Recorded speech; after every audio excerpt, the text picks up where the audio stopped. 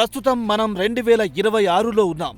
దేశం సాంకేతికంగా దూసుకుపోతోందని, బ్యాంకింగ్ వ్యవస్థ అంతా డిజిటల్మయమైపోయిందని మనం గర్వపడుతున్న తరుణమిది. కానీ సామాన్యుడు తన రక్తాన్ని స్వేదంగా మార్చి దాచుకున్న పైసలైనా, లేక ప్రభుత్వాలు ప్రజా సంక్షేమం కోసం కేటాయించిన పన్నుల సొమ్మైనా ఈనాటి బ్యాంకుల్లో నిజంగా ఎంతవరకు సురక్షితం, పకడ్బందీ వ్యవస్థలున్నాయని భ్రమపడుతున్న ఈ తరుణంలో మనకి ఎదురవుతున్న ఈ భయంకరమైన ప్రశ్నలకు సమాధానమే ఐడిఎఫ్సి ఫస్ట్ బ్యాంక్ కుంభకోణం. ఇది కేవలం ఒక బ్యాంకులో జరిగిన దొంగతనం కాదు, యావత్ భారత్ బ్యాంకింగ్ వ్యవస్థ నమ్మకంపై జరిగిన సర్జికల్ స్ట్రైక్.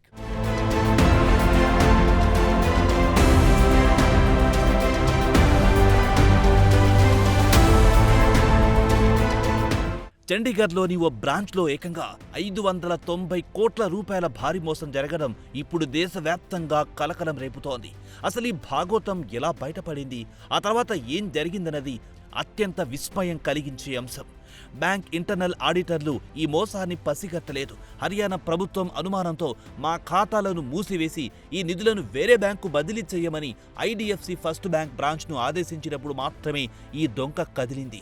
లెక్కలు చూసుకుంటే ఏకంగా 590 కోట్ల రూపాయల భారీ వ్యత్యాసం బయటపడింది. అయితే అవి ప్రభుత్వ నిధులు కాబట్టి హర్యానా ముఖ్యమంత్రి నేరుగా రంగంలోకి దిగి తీవ్ర ఒత్తిడి తేవడంతో యాజమాన్యం ఉరుకులు పరుగులు పెట్టి కేవలం 24 గంటల్లోనే ఆ సొమ్ము మొత్తాన్ని రికవరీ చేసి ప్రభుత్వానికి అప్పగించింది.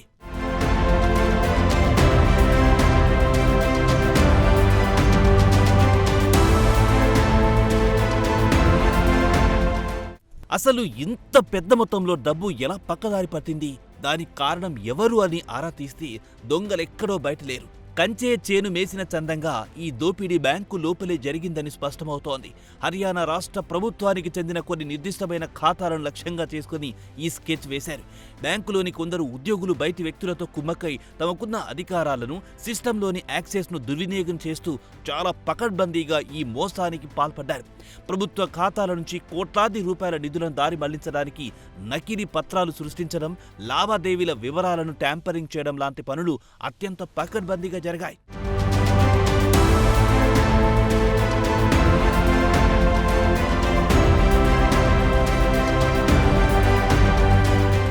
ఇక్కడ మనం అడగాల్సిన అతిపెద్ద ప్రశ్న ఒకటే. ప్రభుత్వం కాబట్టి గల్లంతైన 590 కోట్ల రూపాయలను కేవలం 24 గంటల్లోనే వెనక్కి వచ్చేశాయి. అదే స్థానంలో తమ రక్తాన్ని స్వేదంగా మార్చి దాచుకున్న సామాన్యుడి డబ్బు పోయుంటే ఈ బ్యాంకులు ఇంత వేగంగా స్పందించి 24 గంటల్లోనే రికవరీ చేసేవా? సాక్షాత్తు ప్రభుత్వ నిధులే ఇంత పకడ్బందీగా కొల్లగొట్టబడుతుంటే ఇన్నాళ్లు ఇంటర్నల్ ఆడిట్ విభాగాలు, ఉన్నతాధికారుల పర్యవేక్షణ ఏమయ్యింది? దొంగతనం జరిగిన తర్వాత అప్రమత్తమై నిధులను వెనక్కి తెచ్చామని సంబరపడ్డం కాదు, అసలు ఆ దొంగతనం జరగకుండా నిరోధించాల్సిన రిస్క్ మేనేజ్మెంట్ విభాగాలు, బోర్డ్ ఆఫ్ డైరెక్టర్లు ఏం చేస్తున్నట్లు? ఇంతమంది కళ్ళు కప్పి ఓ భారీ కుంభకోణం జరిగిందంటే మన నిఘా వ్యవస్థలు ఎంత దారుణంగా విఫలమయ్యాయో అర్థం చేసుకోవచ్చు.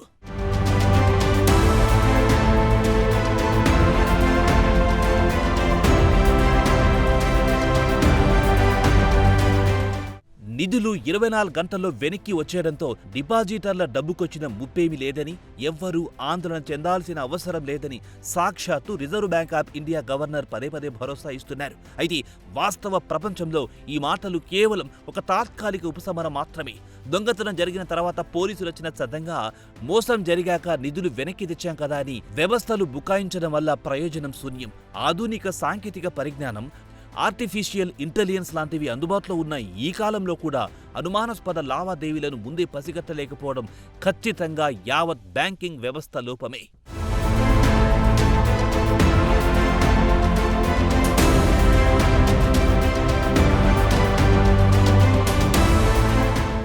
డిపాజిటర్ల బ్యాంకు ఖాతాలోని డబ్బు నేరుగా కనుమరుగవ్వకపోవచ్చు కాబట్టి ఏమీ కాలేదని అధికారులు బుకాయించవచ్చు. అని పరోక్షంగా సామాన్య ప్రజలు, పెట్టుబడిదారులు ఇప్పటికే భారీ మూల్యం చెల్లించారు. ఈ మోసం వార్త బయటకు రాగానే స్టాక్ మార్కెట్లో ఐడిఎఫ్సి ఫస్ట్ బ్యాంక్ షేర్లు ఒక్కసారిగా 20 లోయర్ సర్క్యూట్ను తాకాయి. దీనివల్ల ఇందులో నమ్మకంతో పెట్టుబడులు పెట్టిన చిన్న సన్నకారు మదుపరుల కష్టార్జితం సుమారు 14,000 కోట్ల రూపాయల సంపద ఒక్క రోజులోనే గాలిలో కలిసిపోయింది. ఈ వ్యవస్థలోని లొసుగులను వాడుకుంటూ కొందరు పెద్దలు జేబులు నింపుకుంటే ఆ పాపానికి ఏ పాప మెరుగని సామాన్య షేర్ హోల్డర్స్ బలిపశువుగా మారుతున్నాడు. ఇది దారుణమైన ఆర్థిక నేరం కాక మరేమిటి?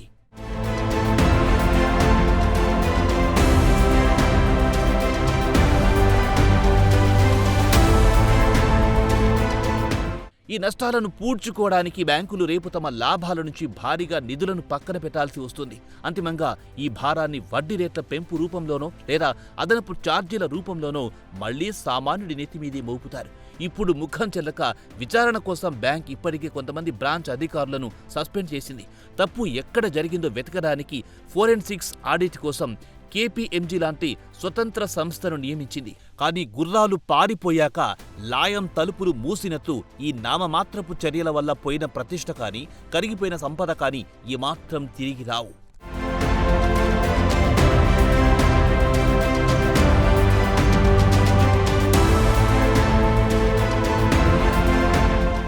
ఈ పరిణామాల నేపథ్యంలో హర్యానా ప్రభుత్వం తీసుకున్న నిర్ణయం ఇప్పుడు ప్రైవేట్ బ్యాంకింగ్ రంగానికి ఓ తీవ్రమైన హెచ్చరిక లాంటిది.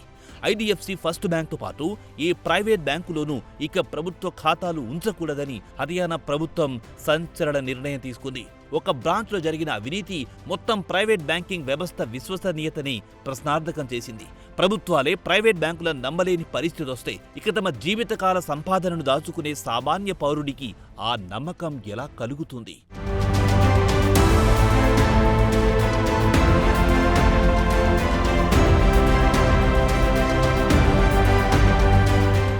ఈ కుంభకోణంపై కేవలం హర్యానా ప్రభుత్వం మాత్రమే కాదు, బాంబే స్టాక్ ఎక్స్చేంజి కూడా తీవ్రంగా స్పందించింది. ప్రభుత్వ ఖాతాల తొలగింపు వార్తలపై తక్షణం వివరణ ఇవ్వాలంటూ ఫిబ్రవరి 23ని IDFC ఫస్ట్ బ్యాంకు BSE అధికారికంగా నోటీసులు జారీ చేసింది. కానీ అత్యంత ఆశ్చర్యకరమైన విషయం ఏమిటంటే స్టాక్ ఎక్స్చేంజ్ అడిగిన ప్రశ్నకు ది రిప్లైజ్ అవైటెడ్ అంటూ ఇప్పటికీ బ్యాంకు సూటిగా సమాధానం చెప్పకుండా మౌనం వహిస్తోంది. వందల కోట్ల ప్రజాధనం పక్కదారి పడితే మార్కెట్ రెగ్యులేటర్లు వివరణ కోరినా యాజమాన్యం నుంచి ఇంతవరకు అధికారిక ప్రకటన రాకపోవడం దేనికి సంకేతం?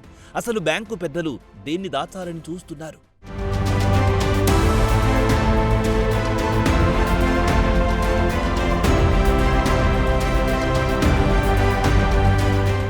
ఇకనైనా మన బ్యాంకింగ్ వ్యవస్థలో జవాబుదారీతనం పెరగాల్సిన ఆవశ్యకత ఎంతైనా ఉంది.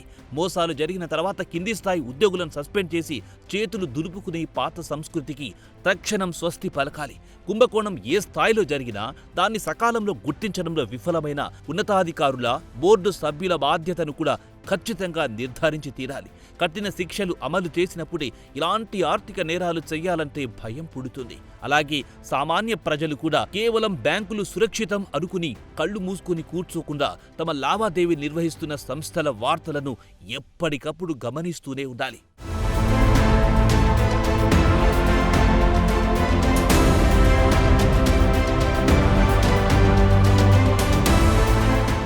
ఈరోజు మనం 2026 మొదటి త్రైమాసికంలో ఉన్నాం. ప్రపంచం ఎంతో ముందుకు వెళ్ళిపోయినా మన బ్యాంకింగ్ పర్యవేక్షణ ఇంకా పాత రాతి యుగంలోనే ఉందన్న చేదు నిజాన్ని ఈ మోసం మన ముందుంచింది. రిజర్వ్ బ్యాంక్ ఆఫ్ ఇండియా కేవలం మాటలు చెప్పకుండా టెక్నాలజీ సాయంతో రియల్ టైం ఆడిట్ విధానాలను తక్షణం అమల్లోకి తీసుకురావాలి. ప్రజాధనానికి రక్షణ కవచంలా నిలబడాల్సిన వ్యవస్థలు నిద్రపోతే జరిగే అనర్థాలకు ఈ తాజా మోసమే ప్రత్యక్ష ఉదాహరణ. ప్రజలు తమ హక్కుల గురించి నిర్భయంగా ప్రశ్నించడం మొదలెట్టినప్పుడే అధికారుల్లో జవాబుదారీతనం వస్తుంది.